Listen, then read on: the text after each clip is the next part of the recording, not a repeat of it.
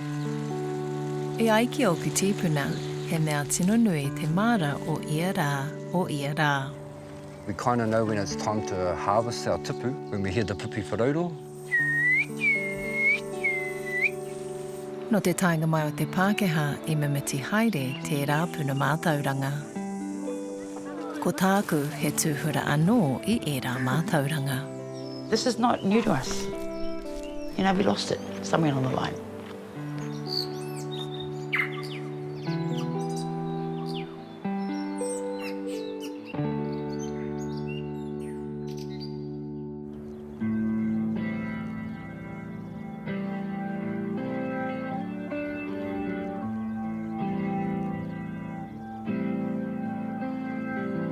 Ko tāiau ki te hokianga nui a kupe. Ki te tūta ki ia tui, raiwa ko Ricco.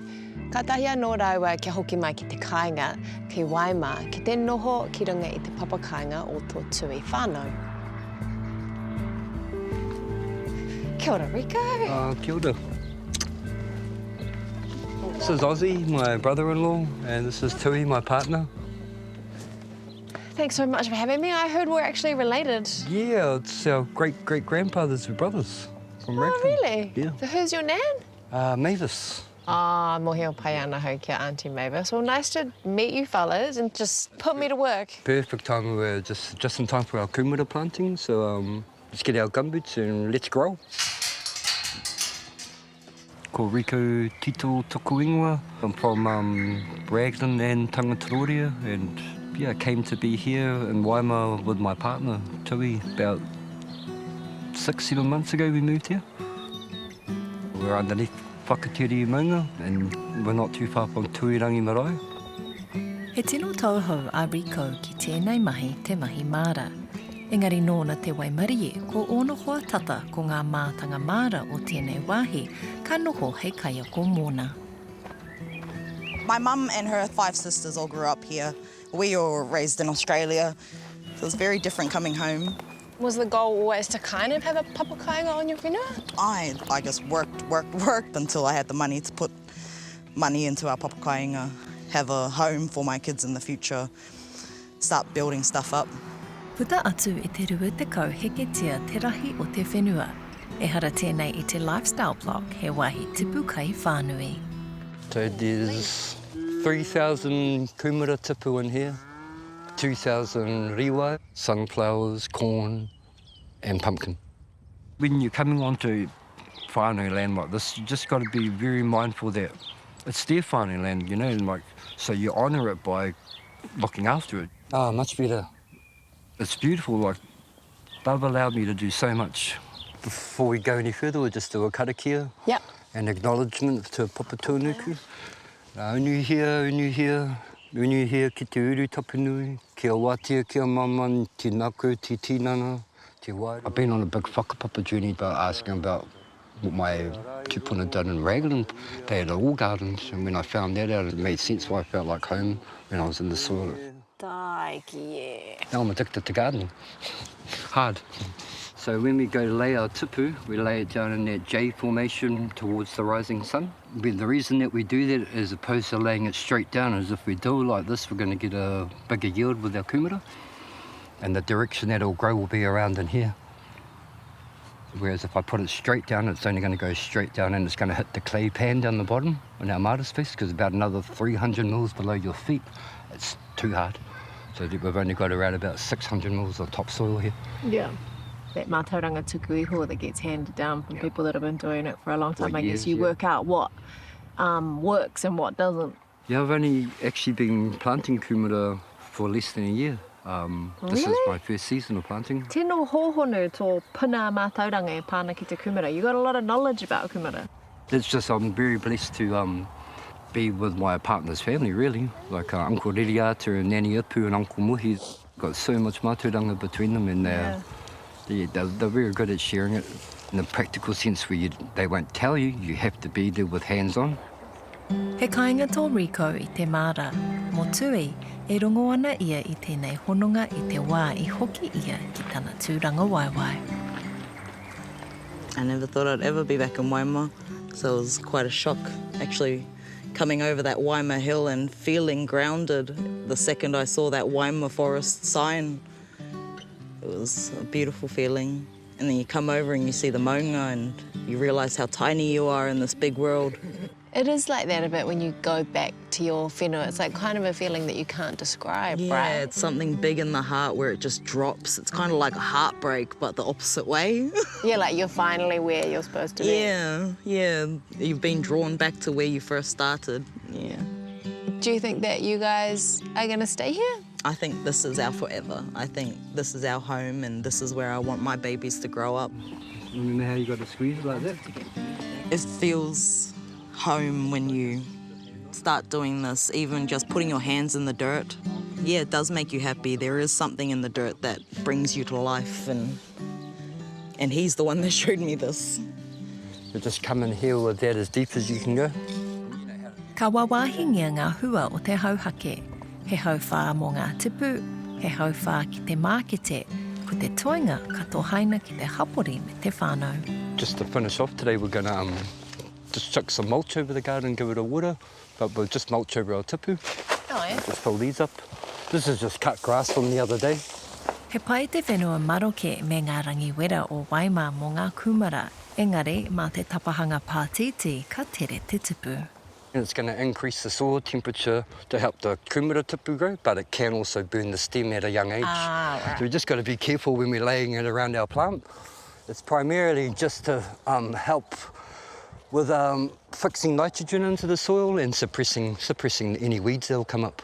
And this also helps retain any moisture because it can dry out up here in Northland. It does get quite dry up here.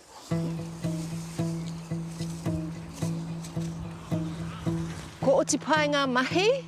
How long until these are going to be harvested? This variety, and because we're in Northland, 90 days, 3 months. So we were looking at probably March or middle of February for this lot. How many kumara will you get from this crop? So we planted maybe 80 tipu. So I think we're going to get about 400 kilos. That's so much! You're aiming to get 3 to 5 kilos per tipu. He hirahira ētahi o ēnei Kūmara mo te hauhake o te rātau.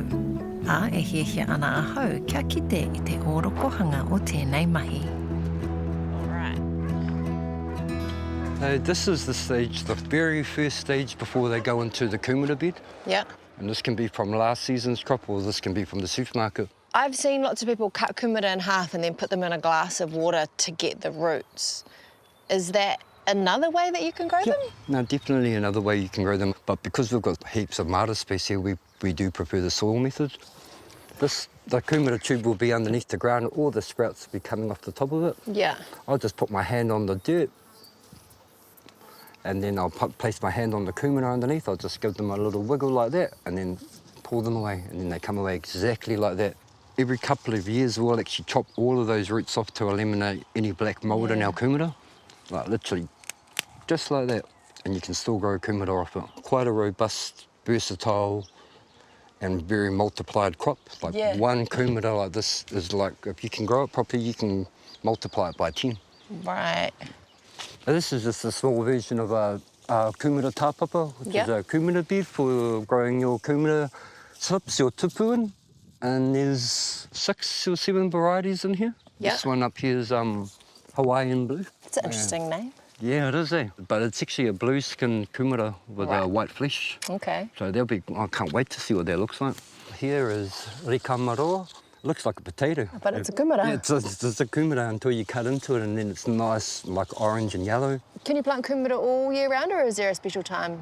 There is a special time, and it is regional. Around the winter solstice time in Puanga is when we know it's time to plant our Kūmara tāpapa beds. And then it takes around about 2 months for these to grow. So we kind of know when it's time to harvest our tipu from our tāpapa. When we hear the pipi wharauro. And we heard it this year in September the 20th. So literally 2 days later, we were planting our first lot of 3,000 tipu at our big gardens. This one here is taputini tuber. It looks like a parsnip.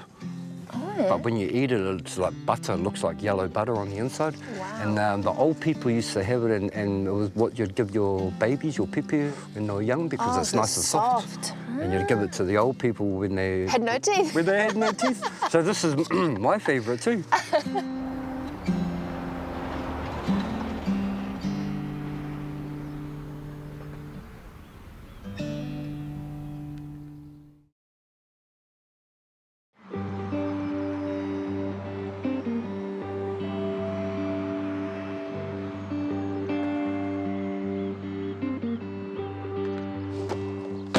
Te wenere I tēnei rā, ke te haere a Ricco ki rāwene e mahi ana raiwa ko tui ki te hohi pera mo te kore utu.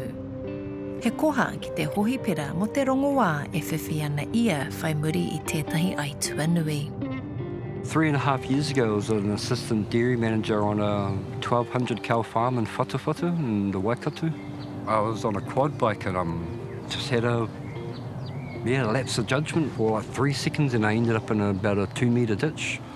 I landed on the underside of my body, right on the steel handlebars as I threw the bike away. And that broke my bottom 3 vertebrae and made me blind for about an hour in the ditch. I was in the spinal unit for 9 months.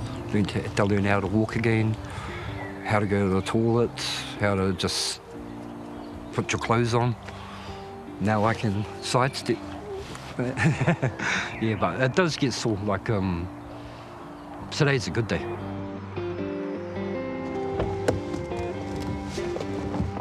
Hey, kia ora everybody, kia ora Jess. Ko te haerenga māra a Ricco e hono ana ki tana whakapiki oranga, a tinana, a wairua, a hinengaro. If you could help with this bed. Yep. So some of those broccolis and that are still going to produce and some of them are finished. The ones that are finished, you might want to cut it really low so that the roots rot down into the soil. At the time that I broke my back, I wasn't in a good space at all because I was using too much. I got addicted heavily on A-class drugs. I wasn't good and I had carried that toxic and addictive personality of mine around for 20 years. It needed to break for my whole life to restart again. This is Jess. Ko Jesse McVeigh te manutake mo te ararongoā ki te hohi pera o Hauara Hokianga, e horapa ana I te rongoā I te māra.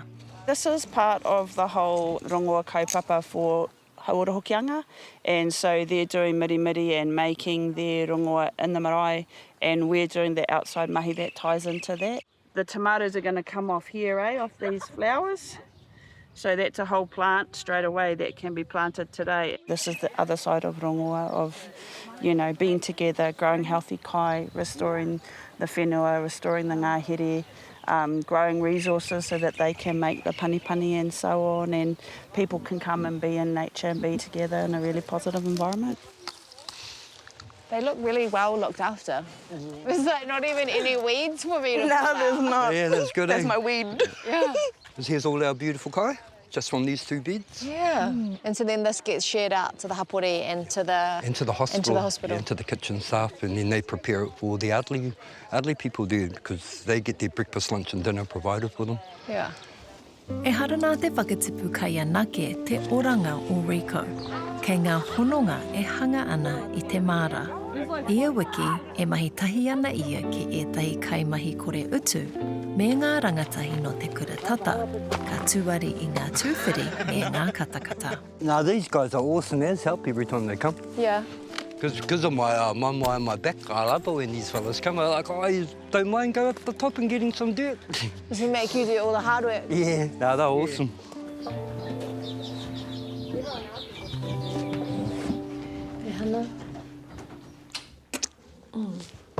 How have you been since your last miri? That was when I went home. I was good as. Hadn't had that much strength in my lower half and ages. So thank you. That was really good. We'll just do some work on this side, Yeah. Is it tight and pulling? Does it feel like Tight as. you feel like you're on a lean at all? Yeah. Okay. Ka pai. Amahi. I'm just going to use some rongoa to help minimise some of that pain while we're doing our mahi, okay? Keep the breath. Ia Ricco e mirimiri ana, he nōku ki te rongo I ngā kōrero e pāna ki te rongoā Māori, ki te taha o hone taimona no hauoro hokianga.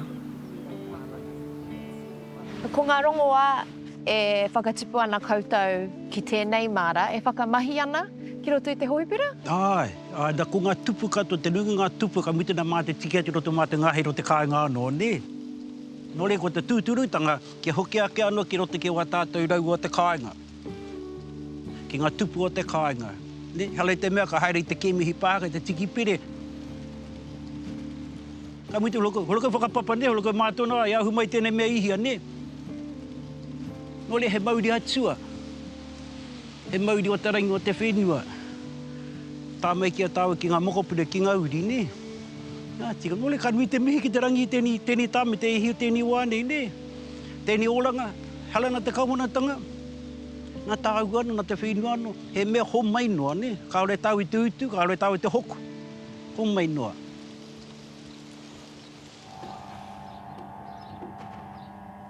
He sucks himself up.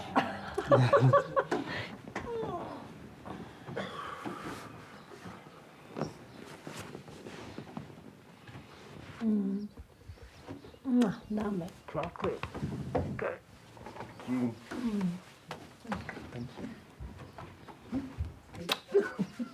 Yes. Ka kite. Ka kite. Ka kite anō.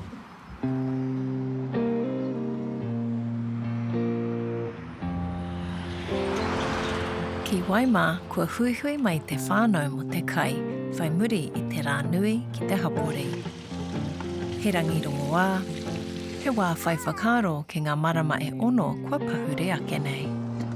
We've achieved pretty much nearly all of our goals that we set for ourselves at the beginning of the year, and that was to be more self-sufficient, to achieve more food sovereignty, to build on our whenua, and to learn more about my culture.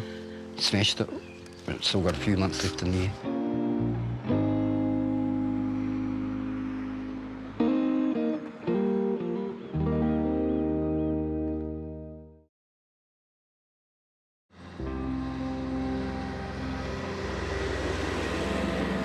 Ko te rā whakamutunga o taku noho ki Waima, kia Ricco me tana whānau.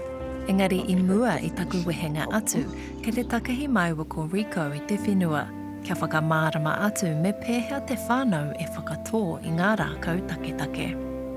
They've got quite a few native stands around here that I come down and collect seeds from at different times of the year. And down the back we have Miro and Cody and Kahikatea over there. And then further down into where it's a little bit more bushy, we have quite a lot of young Cody trees and Nico. Native rākus that produce our seeds with the berries, we have to make sure that we collect them while they're on the tree because the birds will eat them all. Right. So they're quite hard to find on the ground because even the possums love them. So how do you know when it's right to collect the seeds? It's usually in late summer where the miro, the puriri, the karamu berry, they'll all be ripe. Yep. But around about this time, it's all the titoki. It's just looking for the tohu and the different signs in your seasons. And so do all of the trees have berries, and is that how you collect the seeds? So how do you collect the seeds from the trees that don't have berries? Like a manuka flower there, they have so many seeds on them, they're going to drop about 1,000 in one spot. So you're actually better off collecting them as small saplings and letting the seeds pop and germinate in their natural state, instead of trying to collect the seed because they're so minute. Just this time of the year, we're heading into Lake Koanga, early raumati. We can harvest tanikaha. This is tanikaha. I just take off a small branch at a time because it's they make quite a prolific amount of seeds. Are the purple bits the seeds? Yeah. So I take it home and dry it out like I had dried out my other ones. Yeah. Then after a couple of weeks, you can string off all of the seeds and put those in your hand, those little purple ones. Right. If you push them hard enough, the actual seed will pop out. Yeah. And it's because it's protected by a husk. So like it's prolific. Look at all the seed on it. There's so many of it. Yeah. In late summer, this tree will be quite crispy and it will naturally fall. And it'll be bloody a mission to find. So often when I'm looking at it, I'm looking at the soil around and I can tell nothing much grows here apart from weeds. So naturally saplings wouldn't grow under here. So I would come here to harvest my seeds so I can grow more of these rākau along our river. How ngā painga o te rākau tānekaha, what's it good for? It's good for rākau, making taiha and koikoi. It's the double-pointed spear that most Māoris actually used to have because it was not only useful in the garden for hauhaki, it was useful for defending your whānau at any given point. It's good for your liver as well, it's good for your puku. You scrape off the bark. Oh, so it's the bark. It's the actual bark. And you can use some of the leaves, but it's mainly in the bark.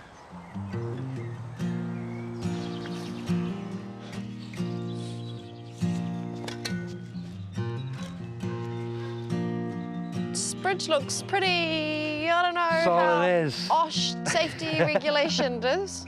Nā te huarere wera ki te tai tokerau, ka tupu tētahi huanga kai I pōhehe au ka tupu ki ngā mautere anake. Taro likes, pretty much wet. Yeah, like wet swampy. Yeah, this seems like a weird place to be planting something. It's really easy to plant these. It's kind of similar to a Kūmara slip. It's got a little shoot coming off the side, and this is the corm, which is the top of the top or the bottom of the tuber from where it's been cut, and the taro would have hung down like that. Have never planted taro. I think of it as like a Pacific Island food. I fully did as well until I moved up north, and then I find out that the kōrero up here is everybody's got taro, and off the man himself, Kupe. Hey. Oh, wow. Yeah. So are you telling me that this taro has a whakapapa to the man, the myth, the legend, the atua, Kupe? That's what I was told, and I was told that by someone that I shouldn't question. So I was like, oh wow, that was a cool story. But then I hear that story from everyone who's got taro up here. Yeah, it's a bit of a flex, saying that you've got Kupe's taro, because Kupe was the man. Yeah, and he landed here in the Hokianga as well, so it kind of makes sense that it probably is his taro. Taro, yeah. Okay, so how do we plant them? Very easy. Don't even really need to prepare the dirt that much because it is very soft and wet. Yeah. Got your corm there, and they'll just go directly straight into the ground like that. Nā te whakatō tata ki te awa, ka tiaki te taro I a rātau anō. It's so cool to say that I actually touched Kupe's taro. Yeah. Kua waihanga a Ricco I tētahi rautaki ata mai mō tētahi tupu takahoa. Is that watercress in a tube? Yeah, I seen it online about a month ago and decided that I've got to give it a titu. Yeah. So pretty much found me a pipe, drilled a few holes in it, transplanted some watercress from some other places around the farm, and then came in just because there's flowing water, and I just wanted to get it thick enough so that when I pulled it up,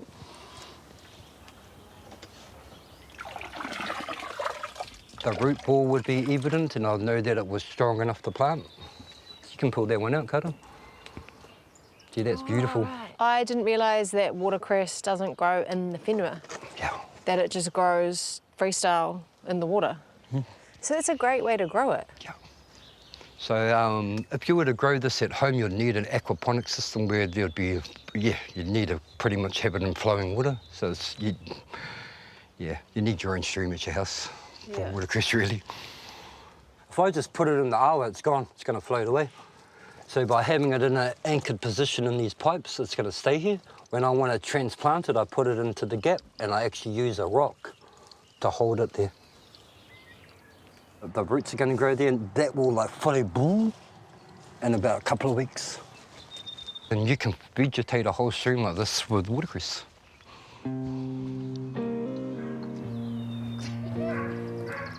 I hoki a Ricco ki te whenua ki te whakaora.